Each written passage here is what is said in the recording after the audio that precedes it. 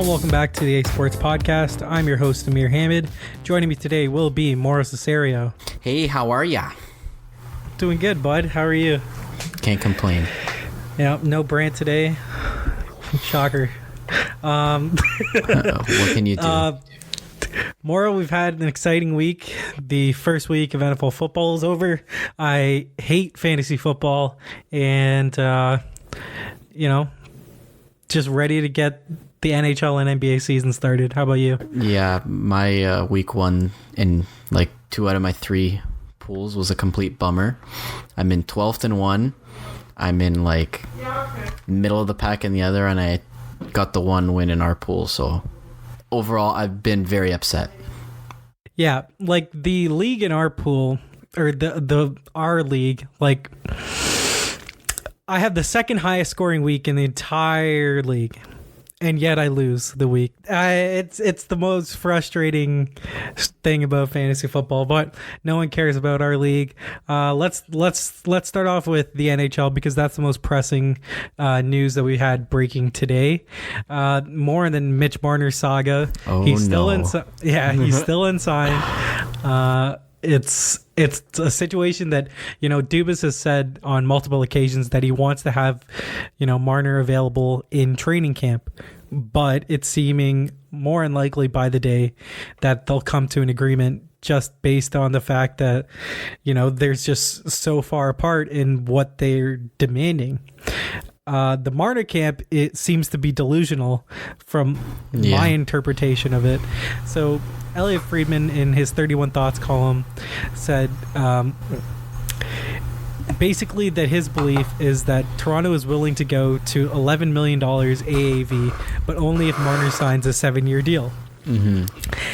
And when I'm hearing that, I'm like, damn. $11 million is a lot of money. That's a lot of money. Yeah, that's exactly what you're paying top 2 centers on the team. And I don't feel entirely comfortable doing that, but I think I could swallow that pill because in a contract, both sides should feel uneasy about it because they feel that they could have gotten it lower if you're the team and higher if you're the player. So maybe that is the happy medium, $11 million. Yeah. On a 7-year contract. Well, that's the thing. It's not. Yeah. We'll go into this further, but yeah, this is. So apparently the Leafs offered him this deal in June. Yeah. That's at least what surfaced today. Mm-hmm. And it's still being bandied about that they could do a 2 or 3 year deal, but on a 3-year deal, Marner would want the deal to be at a $10 million AAV, a 9 or a 10. Yeah, I was hearing like in between 9 to 10 on that last year of the deal, and at that point, that's which would be the largest bridge deal that we've ever seen, because wasn't it Kucherov that basically set the precedent, where it was a comparable of a player with the stats that Marner accumulated plus into a 3-year deal. I think it was like 7.25 or something. So it'd be well over whatever precedent that's already been set. Now, the Leafs aren't interested in doing that because it's basically like you're paying him you're giving him long-term money, but at a term that isn't team friendly. correct. So it makes no sense. The point of getting a higher AAV is the player has to give back term. Yeah. It's historically gone that way.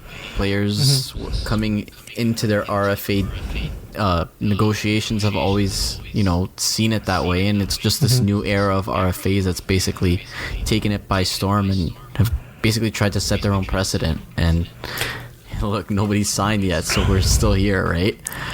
Yeah. So then, to basically wrap up the conversation, or at least give it some context. Yeah. Darren Dreger this morning tweeted that the Leafs have been persistent in pushing both a 7-year and 8-year extension at Marner. The $11 million per offer was made in June and included a $1.6 million in bonus. Toronto wouldn't have to pay Marner in his entry-level contract. 3-year extension remains the focus. So I think it's unreasonable, man. To think that, so just based off that tweet, to think that you would get one, I don't know why the Leafs are offering that much in June. Yeah. 2, if you're Marner, I don't understand what more you would want. Yeah. Look, here's the way I'm looking at this. However many years, what was it? Last year or last offseason, 2 off seasons ago, when they signed Tavares, and basically everybody was after him, and San Jose, whoever it was at the time, offered him $14 million, and he said no to that to come back to Toronto and sign for 11. And I get that there might be some difference in terms of what money comes in terms of the tax and whatnot, but at the end of the day, he took a bit of a pay cut, relatively speaking, on an AAV to come home and to play on what was an 8-year deal. 7. Right. 7 years, okay. And to play somewhere that he wanted to play. But that's what I mean. And throughout this entire process, both the team and Mitch's camp have said that, he wants to be a part of the team, but it's not working both ways right now. At least I don't think it has been ever from the start. I think this entire situation is in the epitome of wanting your cake and eating it too. You can't get all the money that you could get somewhere else, but still be in Toronto. You have to give up a little. Yeah, you can't just expect for Toronto to pay you the world, to pay you as their top, their highest salary player. Yeah. But then also be able to play where you've wanted to play your entire life. It's either shit or get off the pot, because it's one or the other. You can't have both. Yeah.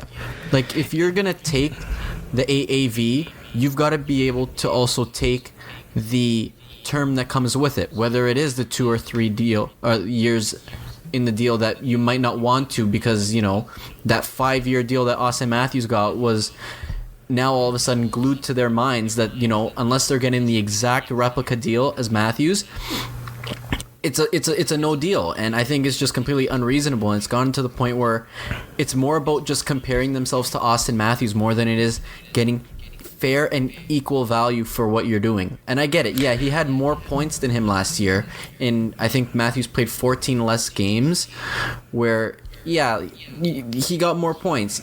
You could say that he was the best scorer on the team, and he probably made more of a difference when it came down to... He might be the most dynamic player that the Leafs have. Yeah, it's fair to say, he does a lot in terms of penalty killing, speed, puck carrying, that I think there are some elements to his game that Austin Matthews doesn't possess. But he's the top center on the team, Austin Matthews, and...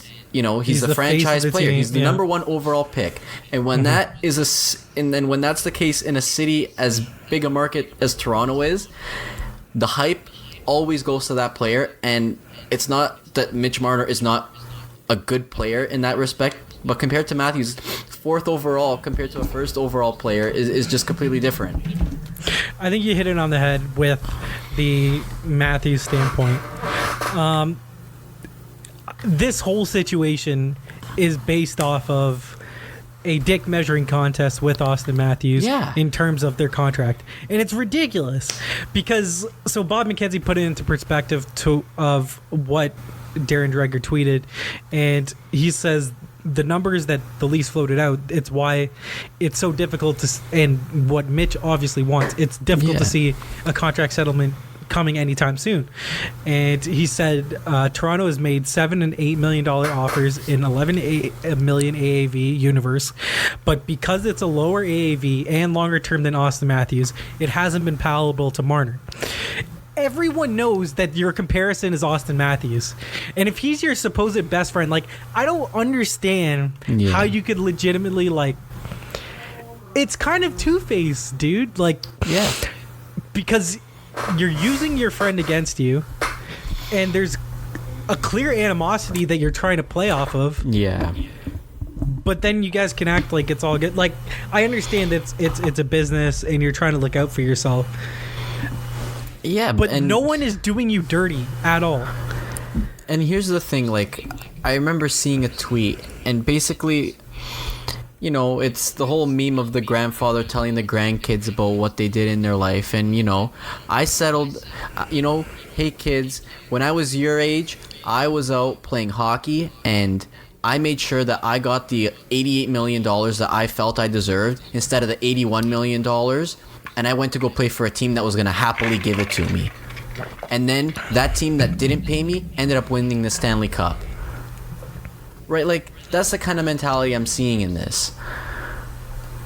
Right? Where it's more about the money than it is It's more about giving... the money than it is legacy and how great of a career that you have. Because realistically, that's $7 million from the 88 that might be an 8-year deal at 11 million compared to, you know, what they might be offering. It just doesn't make sense. Mm-hmm. It's completely a disgrace at this point that it's come to this point. Like, I don't know any way else to put it. No, I agree. But so just looking at cap friendly. Oh, here's the teams that so let me pull it up. The teams that have the most projected cap space right now. Yeah. Colorado, but they still have to re-sign Rantanen. Yeah, they got Rantanen, so. Winnipeg, they still have to re-sign Connor and Laine. Philadelphia, they still have to re-sign Provorov. Ottawa, they're too cheap. Columbus, they could possibly. Anaheim, they have $8 million, but still, like, these teams don't even have enough to sign them. So I don't even know how legitimate the competition is, or the threat of an offer sheet is, because teams don't have the cap space right now. Now, sure, with LTIR coming up, when you can be able to put these players on there, I'm sure you'll clear up cap space. But regardless, like, I don't think that the threat of an offer sheet is legitimate right now. And I think the Leafs have to call Marner's bluff. Like, you can't give in, because it's not okay. Is it going to hurt you in the present term? Yes, obviously not having him on your team if he sits out. And does it kind of bone you in a way that, you know, you kind of went all in this year having the defensemen like Muzzin and Barry on expiring deals?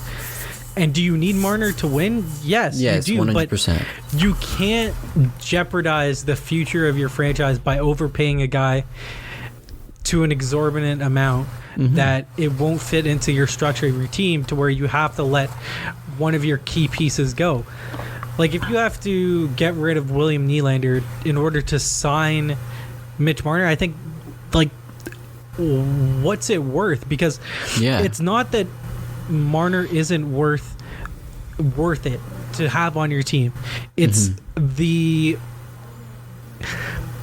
cause and effect of having him at that sizable cap hit of who does it affect on the team that now can't be here because of the money. It's not just Marner being on your team. It's, I lose a Nylander, I lose a Janssen, I lose a Kapanen. Then you're losing depth. And yes, all these good teams, like, there comes to a point where they have to rebuild and retool, but these great franchises that you see, the depth needs to be there, and if you have to lose those core pieces around them, you're gutting your team, and you're closing the window that you think is so wide open. It's just so frustrating, this whole situation, because, like I said, the Leafs aren't doing Marner dirty if they offer him a $7 or $8 million deal at an 11 AAV. You're getting $77 million. What is that, like? Over $100 million US Canadian. Yeah. You're 23 years old. You're gonna be 30 by the time of your or 22 years old. I don't know how old he is, but you're gonna be 30 by the time of your next deal. You're gonna sign a big ticket then too. But, like, even from the standpoint of, like, endorsements, like, he's everywhere already.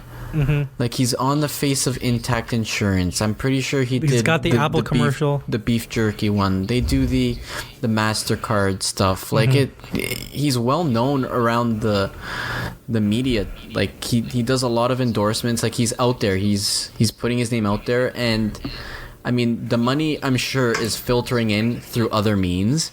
Yep. So for the extra, $600,000 he wants to match that Matthews deal, every year, I feel like, yeah, you hit it where, it's the dick measuring contest. And it's gone ridiculous. And, it's been the talk the entire summer. And I get so frustrated thinking about it more and more because of how because it's become a dick measuring contest. And why is it become that? It really just boggles my mind, and it irritates me so much. It's ridiculous. Do you want to throw out like hypothetical trade packages? Oh no. I mean, yeah. Okay. Using other RFAs. Oh, I've been hearing people say the whole Winnipeg deal. No, I'm not. You could throw that one out if you have a hypothetical. What if Philly gave up a first and Provorov? A first and Provorov? Yeah. Provorov being a right-handed defenseman? He's a left-handed shot, but he can play the right side. To be honest, I'm not really sold on that. No? No. That wouldn't cut it. Okay. Columbus, Wierenski for Marner. Straight up? I mean, I'd still say no. I'd still say no. Yep. Kachuk for Marner. You'd have to throw picks or any sort of supplemental. I would agree. But they do kind of need a player like Kachuk on the lease. I think that's a good point because, again, high skill forwards is the basis of this team right now. It's all they need a power forward. Kills, right? They need a guy who will stick himself in front of the net with a whole ton of grit and still great talent, good skill, but he's got that element that I don't really see in any other player. And that's the frustrating thing with, like, you see Tampa get a guy like Patrick Maroon, and you're just like, fuck, this is going to be good for them. Not in the regular season, but in the playoff, it's going to show dividends just because you have this extremely skilled team that on their fourth line, they can have this monster of a guy. Yeah. And it'll really help them. Dumba for Marner. I still want to say no. I don't know. No, but like that's the thing. So I think look at this comparison. I think it's kind of valid. Look at what the Texans got for Jadeveon Clowney. Mm-hmm. They were in a lose-lose situation because the team that was trading for him can't sign him to an extension until next offseason. Okay. Because the deadline had already passed, and he doesn't want to get franchise tagged, and he can just say to whatever team, I'm not going to sign there if you trade for me. And maybe Marner is like, the value that he possesses is lowered because of the worry that you have, the baggage, with the uncertainty of will he sign? Does he want to be here? And yeah, exactly. Will he sign? I'd honestly coin that or use the term baggage for that because to me it still applies. Sure, because look, I have a hard time believing that his dad's not driving the boat here. I don't know. I feel like it's a bit of both. Sure, I don't know because I have honestly said this from the start that I feel that it could come to a point where Taylor Hall does the exact same thing next year because it's the same agent. Pat Brisson? Who is it? Darren Ferris. Oh, yeah, Darren Ferris. And honestly, like, it's gotten to the point where I don't know anymore about whether it's Paul Marner or whether it's Darren Ferris. And, like, it's a troubling situation because, when everybody sees the tweet by Darren Dreger, it's thanks Paul Marner, right? I know. But honestly, I don't know.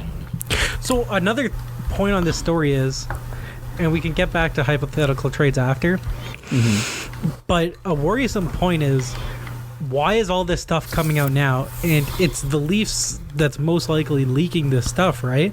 Well, sure. I don't think that's great for the negotiations. I mean, it hurts the negotiation process because it's kind of pinning the bad guy on them. And I mean, if you're trying to upset your client and or your, you know, the player you have the rights to, I mean, it's not a great approach, whether it is them leaking it or not. But I mean, eventually stuff was going to get out, you know. I remember in an article that apparently, you know, they were offered, you know, 9 million or something 2 years ago or something. I don't know, but you know, if this 11 million coming out now isn't, you know, speaking volumes to the fact that it's on, or at least it's being positioned that it's on the Marner camp's side, that, you know, these talks aren't progressing. You know, I think you had mentioned the Jeff O'Neill rant before, and I think this kind of goes hand in hand with it. Like, I think you have better knowledge of exactly what he said more than I do, but I think this kind of goes to the point that he was making. Yeah, like, you got to draw a line at some point. You can't give in to the player. Because not only does that hurt you in the present term, it hurts you in the future with other free like, agents. You don't want to get bullied from future, you know, players you're trying to sign, or, you know, guys you have rights to. Which some people say that the Leafs caved with William Nylander last year, but then again, look at his deal. Look at it now, yeah. It's fine. I don't have a problem with it. What did Clayton Keller just sign for? 7.15, I want to say. All right, William Nylander signed for 6.9.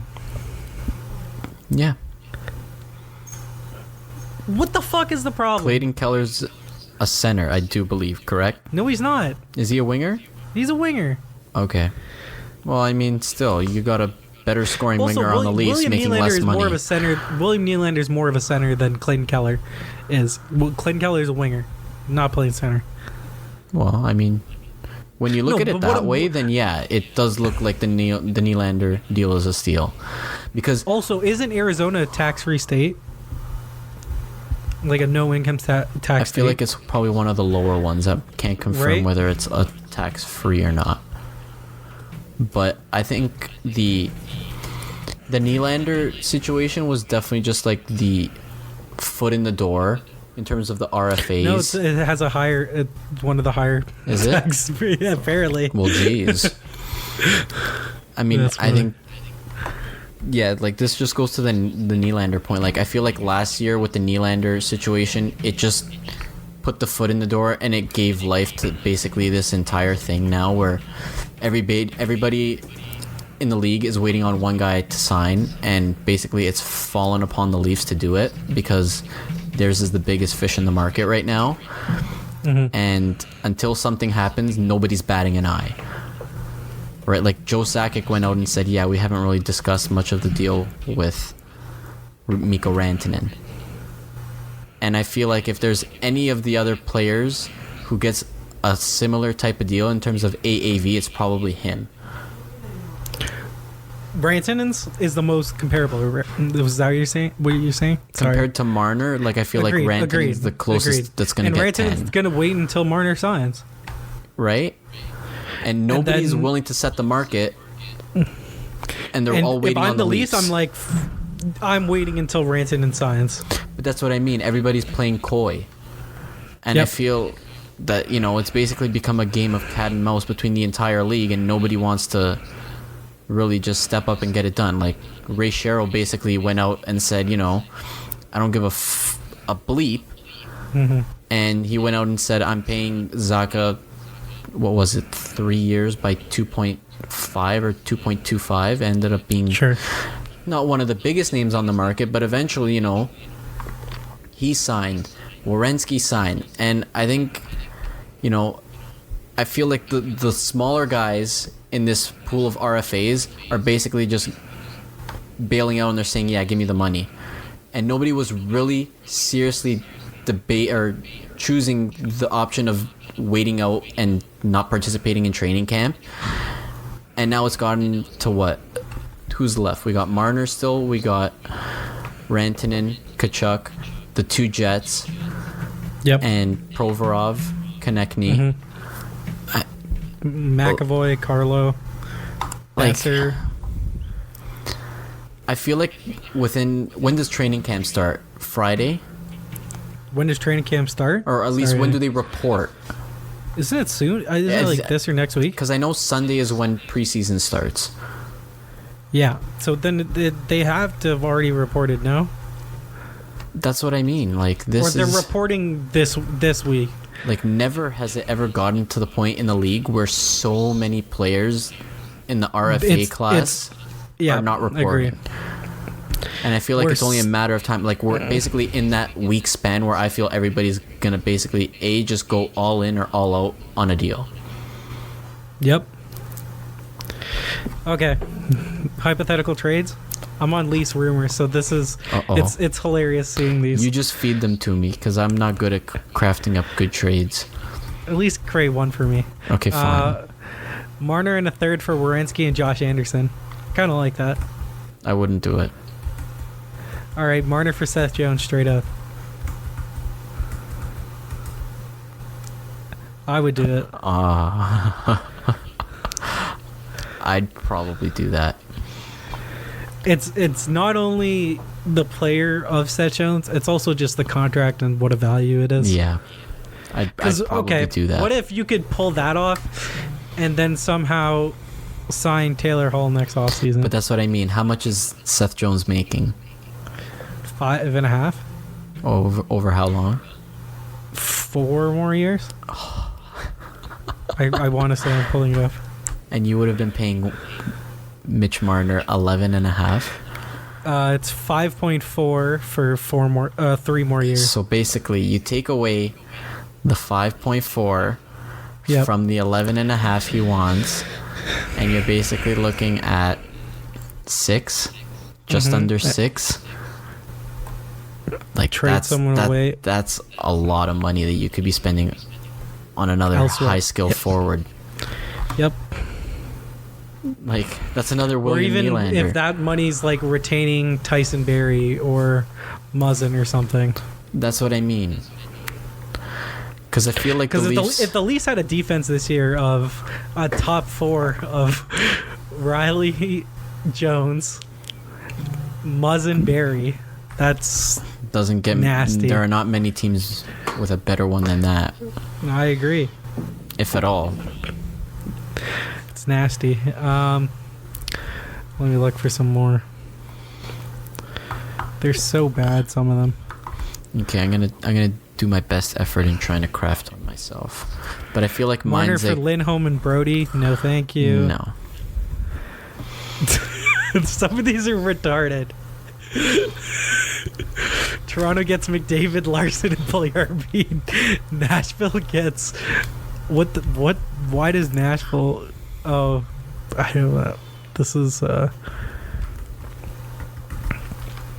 some of these are. Yeah, this isn't good. All right. Is there anything else on the Marner? So Werenski signs a 3-year, $5 million bridge deal, $5 million AAV, and that is exactly what a bridge deal looks like. Mm-hmm. Even though it escalates in terms of the AAV based on the years, and it probably sets them up better if they have to go to arbitration or something. It's still more of a bridge deal than what the Marner camp is suggesting. Here's a rather stupid one. Trade? Yeah, Okay. like I don't think they'd actually do it, but Sure.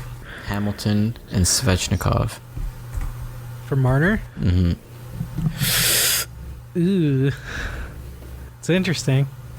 Like, is that like very far off in terms of value going both ways? Like, I don't know I the think book on it's- Svechnikov in terms of how high he's valued. It's pretty fair from the standpoint of, look, you get 2 years of Svechnikov at league min, basically. Mm-hmm. And then Dougie Hamilton, who's on a solid deal. He's at like 5.75 or 6. Yeah. Cap hit is 5.75.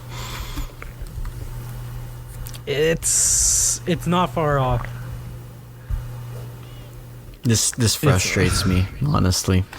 Yeah, the fact that we have to entertain these ideas where Mitch Marner is obviously the best player in the trade, and it would be the worst to see all these players on Carolina that we used to have. I'm sick of it. I just want it to be over. Yeah, I think I digress when it comes to this this topic of discussion. I think I've hit my peak. Me too, man. Yeah, done with the fake trades. What do we have next on the docket to talk about? The pick results. Our NFL, okay. Yes, back to old trusty sport that's actually on right now and producing news. Okay, so Brent went 12-4 on the week. I went 10-6, and then Mauro went 9-7. That's correct. 16 games were played, right? Yep. Damn. It's not bad. I got some catching up to do. In the wins pool that I'm doing with my dad's work, they calculated it and I had 9 wins. I was like, and my dad emails me. He's like, "Yo, you're on the bottom of the list, basically. Not the bottom, but like, I'm like, first of all, no, I'm not, because I have 10 wins, but." So I'll be like middle of the pack or a little above. But, you know, some people had like 13 wins, right? I was like, damn. But whatever, you know. Is there any games that caught your eye this weekend? I know, like, Lamar Jackson's breakout game against the Miami Dolphins, that was huge. I think the one that caught my eye, but not for the reason I wanted it to, was the Browns. I was really disappointed in the Browns. Really disappointed. I watched a lot of that game. On the other hand, the Titans looked really good, and Derrick Henry, who got shit on the entire offseason for he doesn't catch passes and stuff, takes a 75-yard screen pass for a touchdown. I mean, just from the offensive standpoint for the Browns, every single possession, penalty. They started in field goal range, and basically, I think it was right after a punt. So the punt happens, they return it. Holding or block in the back. Tack back 15 yards or 10 yards. Holding. Illegal procedure. You know, false start. And like, you lose your left tackle during the game for a stupid penalty. Yeah. Like, it was ridiculous. Drive and then after you lose drive. your backup that left tackle because he gets hurt. And then you're down to your third string. The weakness of this team that we all knew was going to be the offensive line. Yep. And it reared its ugly head in week 1. So they went from the darling of the NFL to being deemed the same old Browns, at least in the eyes of Delaney Walker. Yeah. That's what he had to say after that game. That was a funny little tidbit. The Chiefs, I thought that game was interesting because Tyreek Hill's now out for 6 weeks, it looks like? 4 to 6 weeks at the minimum. That was crazy, him going to the hospital. Nick Foles being out for 2 months or something. Yep, broken clavicle. That's huge. Sammy Watkins, of course, my week 1 matchup in one of my pools. Sammy Watkins. Yeah. And from that point on, I realized I did not stand a chance. Yeah, so in our pool, the one with my cousin playing, he doesn't really watch football, but he's now watching it. He's never played in a fantasy league, and he's having the experience of a lifetime because he has Sammy Watkins on his team. Oh my! He's got Todd Gurley, who got all of the touchdowns sniped from him from Malcolm Brown. Yep. And then you got Sammy Watkins, who had the breakout game. Did I say the Antonio Brown thing? Can't even remember what order I went in. You have not, but no. And then he's got Antonio Brown also on his team. So he's had like a hell of a first couple of weeks. He's like, man, I'm done from all the bullshit that he's had to deal with. The Bills come back to shock the Jets. That was surprising. That's the A Sports team. Hey, let's go. That's the A Sports team we're talking about right now. I know, and none of us took the Bills. Or I think Brant took the Bills. I can't remember. Probably took the Bills. Yeah. I took the Jets, and I regret it. Yeah, I took the Jets also. The Eagles were in a tight one with the Redskins. Yeah, that was ugly. At the beginning, it was like 20-0, stagnant offense, and then Deshaun Jackson just decided to go deep 2 times for 50-plus yard He's one touchdowns. of the most fascinating players that, like, he's probably one of the most electric players of my lifetime, and just like he will belong in the Hall of Very Good. And that's something I want to do like next offseason of like in all the leagues, let's just name all the guys that aren't good enough for the Hall of Fame, but like they're in our personal Hall of Fame to where they're just a Hall of Very Good. Like Maurice Jones-Drew was one of them in the JD NFL was for me. Great. Yeah, so that's a segment that we can do in the future. The Chargers beat the Colts in overtime. Seahawks beat the Bengals.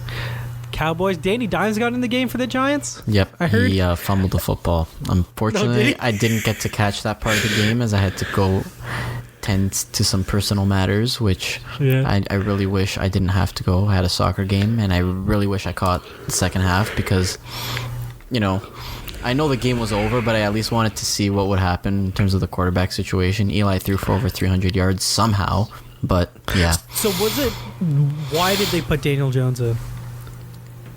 I think it was just because it was a blowout garbage time. I honestly have no clue. I didn't catch any of the second half. That's interesting. Because maybe that means that they're more likely to put him in sooner than later, or it was just get him experience. Who knows? I mean, yeah. Eli didn't play atrocious, but I mean, Evan Ingram actually did really well. I was impressed with that. I think I've had my Giants talk. Yeah, I'm good. All right. The 49ers at the Bucks. That was an ugly one. That was an ugly one. Pick sixes. What, 3 pick sixes in the game? Richard Sherman went off. Yeah. After not having a pick all last year, he had a pick 6. Mm-hmm. There was like on the Jameis on. I want to believe in Jameis so much, but there's some plays where I'm like he should have had 3 more picks, and then I'm looking at the pick 6s and I'm like, it really shouldn't have got picked off one of the passes. So, but they were my pick. I honestly thought, I think a lot of people, just with the whole Bruce Arians coming in and revamping this offense. QB whisper, yeah. I don't know. It might take some time. We could be off for just them off to a slow start, and it takes some time. But I mean, that division is going to be tough. Yep. The Lions and Cardinals ended in a tie. What tale of 2 halves for Kyler Murray in his debut? He sucked in the first half, and then the Cardinals just turned it around, and it ended in a tie in overtime. But Stafford could have just ended the game in overtime. I don't know if you caught it, but he threw a pass that should have been taken back for a pick 6 at the end of the game when he was just heaving it away. It was an ugly, ugly game. TJ Hawkinson for the Lions was huge. Yeah, I heard like he looks like a sick target for Matthew Stafford. Yeah, and that was another one that in another pool I had to face the wrath of TJ Hawkinson, and I lost miserably. So okay, so I had to deal with the guy that I faced had Patrick Mahomes, Saquon Barkley, Christian McCaffrey, Deshaun Jackson, Delaney Walker. I got eaten alive by them. Except I scored. He scored like 171. I scored 137, higher than anyone else in the league except for him. Sunday Night Football. The Steelers got absolutely destroyed by the New England Patriots, 33-3. That game wasn't close the entire night. I stopped watching at the half, honestly. I had it going on in the background while I was playing video games because I didn't need to see it. It was over. Texans and Saints, what a wild game that was awesome. I think that was probably the best game of the week. Mm-hmm. In terms of just sheer back and forth, 2 teams going at it. Like, a lot of lead changes. The whole, for sure. You know, Deshaun Watson has, I don't know what the stat was, but he had however many drives in the final drives that led to a win. He does it in 2 passes. Does the field in 2 passes, and they leave them with 37 seconds, and Drew Brees goes back the other way. That was unbelievable. Will Lutz, what a kicker. The thing, it reminds me of like Dabo Sweeney as head coach at Clemson. He would always compare Deshaun Watson to Michael Jordan. And it's kind of a it's asinine, but also like he does have ice water in his veins in like clutch moments, man. He really does, and he's. Who would you rather build around, Mahomes or Deshaun Watson? I've always been a Mahomes guy. I know Mahomes is just so tantalizing, but man, if you ask me, like by the end of his career, who's more likely to have won more Super Bowls? I'll say Mahomes just because I don't like that Texans organization, what they've done. Yeah. I was gonna say Watson, but then I was like, they don't have 2 future first round picks. I don't know. Yeah. JJ Watt's on the downside of his career. They're more complete. But still. That's the thing. You know who I wouldn't go with though? Mitch Trubisky, who the Chicago Bears drafted ahead of both Deshaun and Patrick Mahomes. That was ugly. Yeah. I know we talked about that one already, but still, like, it was bad. Who are the Bears playing this upcoming week?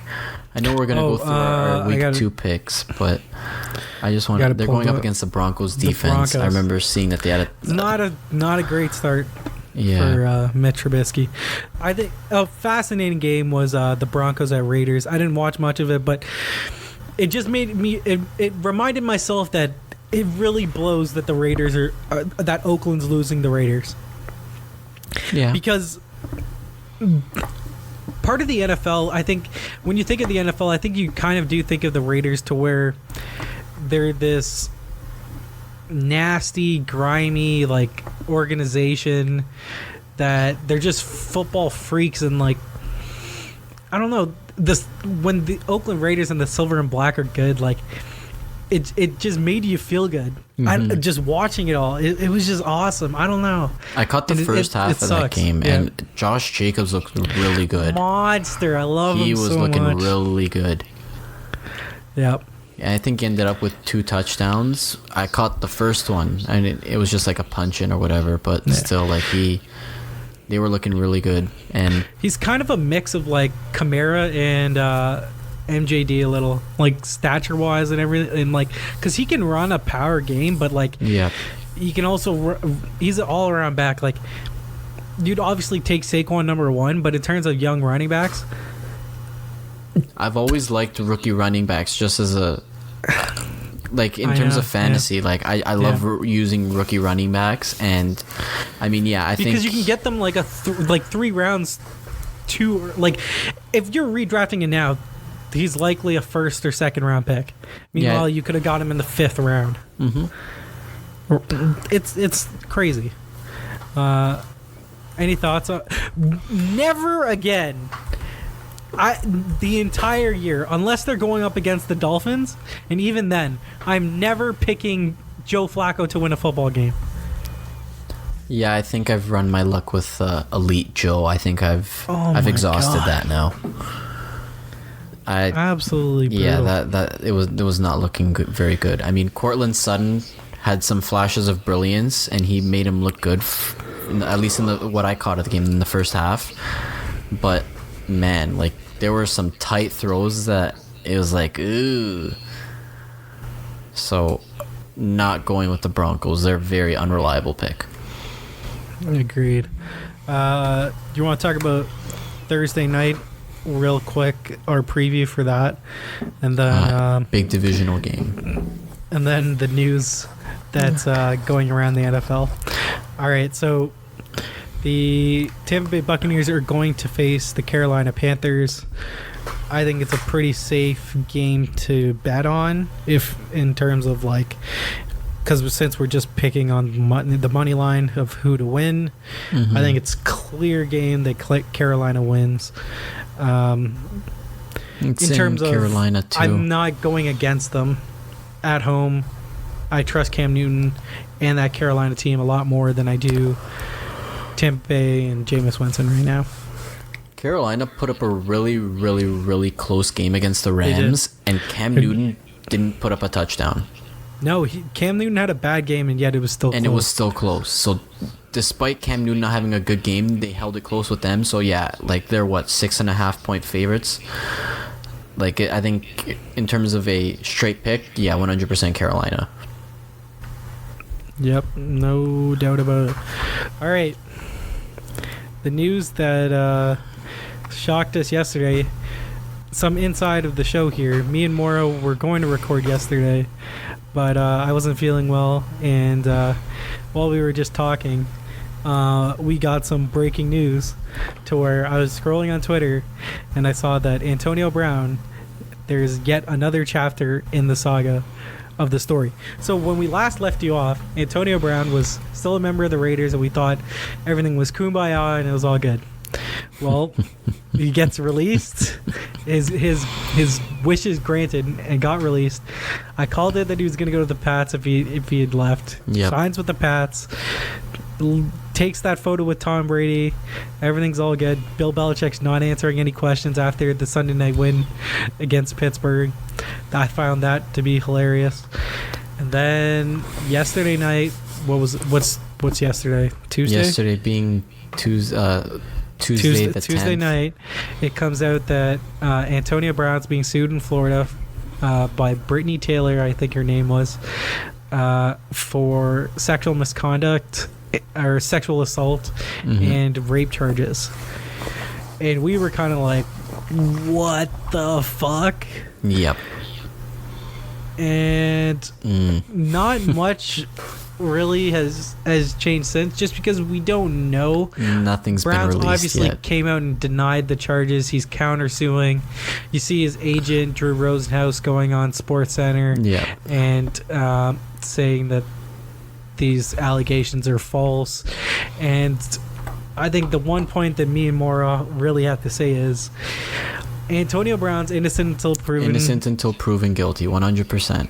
And I feel like right now they're basically just jockeying position. Just, everybody's trying to hold their ground, saying, yeah, well, we're going to countersue. And Drew Rosenhaus today said, if I didn't believe in Antonio Brown, I wouldn't be standing up here and doing this interview. Right? So obviously they feel they've got a case and that they think that this is just extortion. But again, we don't know the whole and that's the whole absolutely deal. plausible. That is extortion, that the person is just doing it for monetary gain or notoriety. That's completely plausible. But it's also completely plausible that this situation did happen. If it does, there should be ramifications for it. But there's some issues with it being in a civil court that it's different than if it was like a state court or something, to where the NFL doesn't have enough to really suspend him or put him on the exempt list right away. Yeah. They're considering it. I'm pretty sure that came out that they're at least they've given it thought. They're considering putting him on the commissioner's exempt list. So, but I think they need to talk to her first, and the earliest time that they could do that is next week. I don't know if he should be put on the exempt list yet, just because I think you need sufficient evidence in the immediate that what happened is true, and you can't. If someone just makes an allegation against you without any facts or evidence, and you just get put on this exempt list right away, I think that's ridiculous. Yeah.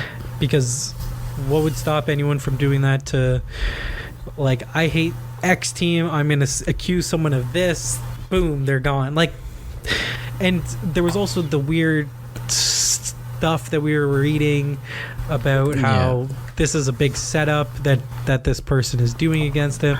So honestly, like, I think the NFL should just sit tight for now. Yeah. But then again, I don't know. Like, a part of me yesterday was kind of like, I can't really believe that New England's still keeping him on the team. But then again, it's not really right if you just cut him right away. Proven guilty, right? Like, I'm just observing at this point. Like, I feel like a lot of times these happen at the most inopportune times. Antonio Brown shifts, like I was telling you this yesterday, like Antonio Brown shifts from, the situation he didn't want to be in Oakland, and then, legit the day after he signs, this comes out. Yep. I'm like, that the coincidence, I know. Exactly. It happened with Ronaldo. He moved out of Spain, went to Italy. A week later, it happens. News broke. Coincidence? I don't know. Even with damn, who was the last? There was one more I had on the top of my head, but I mean, again, I'm not trying to take away anything from what's being brought from the accuser's point of view and their side, but I mean, I just feel like all the time it's the last one was Patrick Kane right after they won the Stanley Cup, the whole misconduct thing where, you know, he got taken off the cover of NHL. And again, like I don't know anymore. Like sometimes it's been hit and miss in the past, but I mean, until we know anything, like I don't really want to comment any further on it, but like it's just always such a touchy-feely issue. And until we really know what's going on, I think, yeah, the best we can give you is that. Yeah, and then this brings up the whole Ben Roethlisberger standpoint. The joke I've been making, and I hate bringing this kind of thing up just because, it's a thing that goes on in the world that's, very, very important that we shouldn't really be joking about. But, having Ben Roethlisberger, who was an accused rapist at the time, and then Antonio Brown years later, I mean, I can't help but point the finger somewhere. Yeah. It just runs in Pittsburgh, apparently. No, yeah. But this is... It's not a laughing matter. And yeah. Look, if Antonio Brown did what he did, he will either be punished or they'll come to some sort of compromise, because these sorts of things just... They have a way of figuring themselves out. This is because a lose-lose. They just pay them off. And it's wrong, but... it happens. Yeah. But also, if she's just plainly extorting him, she should be punished. That's what I mean. It's a this two-way is street. A lose-lose. You're from her standpoint, she's going all in right now. So A, she's either convinced she's got a case to bring Antonio Brown down, or B, she's basically going with the full intent that it doesn't matter if she wins or loses. And again, we won't know until more things come out and everything runs its course. But I mean, either she's gonna be on the wrong end of something, or Antonio Brown is the way I'm looking at it. Now, the worst possible situation. There's two worst situations. One, this occurred and she had to go through these horrible things. Yeah. Two, this didn't occur. Antonio Brown has this link to him for the rest of his life, and it just adds on to the circus that's been Antonio Brown in the recent weeks and months. 2019, summer of 2019. Yeah. Yeah. So it's a shitty situation. I wish it didn't exist. Yeah. In terms of, I wish the scenario never occurred. They never met. Whatever. And the worst thing is that we might never know a result of it, and all we can do is wait. Yeah. Based on the situation. I think that's enough of that. Yeah. What's next on the list? Next we got, all we got left is our feel-good story. All right, unless you got anything. No. Andreescu won the U.S. Open over the weekend. I know it's, what is it, Wednesday now? So on Saturday, she took on Serena Williams, I believe she's 24 Grand Slam title, Serena Williams. 23, 24, somewhere. She took her in 2 sets. The first set being one where she broke her 3 times, and the second set being where she was up like 5-1 and Serena made a massive rally to make it 5-5, and then would it end 7-5? It would end 7-5. So yeah, first time a Canadian has ever won a major. That's fantastic. She's 19 and she's looking like she's having the time of her life. Right? I know, it was incredible. It was a real good feel-good story. Do you want to do this real quick? What's the when you think of the moments of the best Canadian moments that you've seen in your life, what would it be? Because this takes out of the perspective of,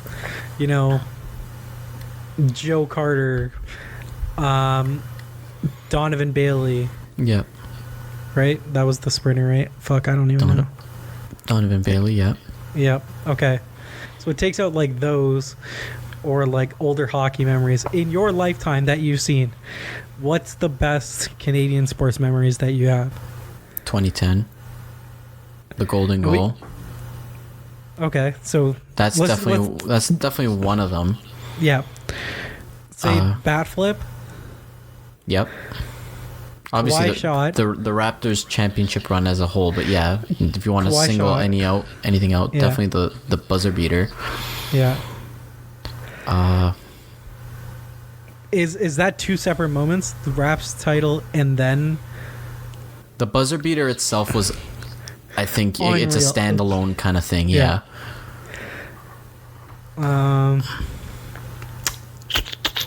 I mean, aside from hockey, we haven't had much. I mean, we haven't had much hockey. Well, that's what I mean. Thing. Yeah. Yeah.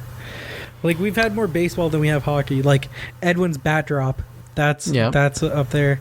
Donaldson's dash home to beat Texas that time. There hasn't been that many moments. I mean, from a hockey standpoint, unless it's the national team, the Leafs haven't given that us yet. Yeah. Yet. Being the operative word. Honestly, that goal to clinch it, what was it, Pittsburgh? That first year, that was sweet. Yeah. This is up there. I'm kind of I think Andreescu alone with this. But it's not really like a single play, or it's just like this is kind of just a wow moment in the entirety. You know? This is just a huge wow moment because like I used to watch a lot more tennis. Agreed. Yeah, I'm with you. When Rafa and Roger were both in their prime, and they were basically having at it every single major in the final. Mm-hmm. And damn, like to see it go from that and now having the genies of the world, Raonic, Dennis, Felix, and now Bianca, like damn, like Canada is now safely on the map in tennis. Yeah, and I was a pessimist when it came to the Andreescu hype, just because we've seen it. Yeah, Canadian media loves to hype them up, and I think it hurts the player. But to legitimately see her win and like see how the U.S. media is even talking about her, and how the anchors are like, it makes it so much more credible. Yeah, and different. The fact that she gets recognizable recognition from figures in the sport, sport, and actual analysts in a broader. In a broader spectrum, that the fact that they think that she's a great up and coming star in tennis, then that's awesome to see. I mean, I'm not trying to compare her to Serena Williams, but I mean, like if there's any player that her play style replicates in terms of a power game, definitely Serena Williams. She's got a long way to go in terms of trying to match her resume, because I don't think. But if you were agreed, and if you're telling me that I have to bet either she's never going to win a major or she is, I'm betting that she is going to win another major. Mm-hmm. But I agree from the standpoint of she is a little Serena-like. But whenever you even mention like someone that's clearly have done more in the sport, they can take it as a negative, but it's really not. Mm-hmm. It's simply from play style perspective. Yeah. Anything else you got to say on your girl Bianca? No, I think that was just a wow moment for me, having watched tennis for so long. Being just a casual fan, yeah. It was just cool to see it, like her going up to her box and hugging all the people. It's cool to see. So will we be back Friday for the picks and stuff like that? The rest of the picks. Hopefully, I can do better on my 9-7 record. Yeah, there's always room for improvement. You gotta work yourself up. Yeah, right. All right. So So we'll see you guys next time. Peace.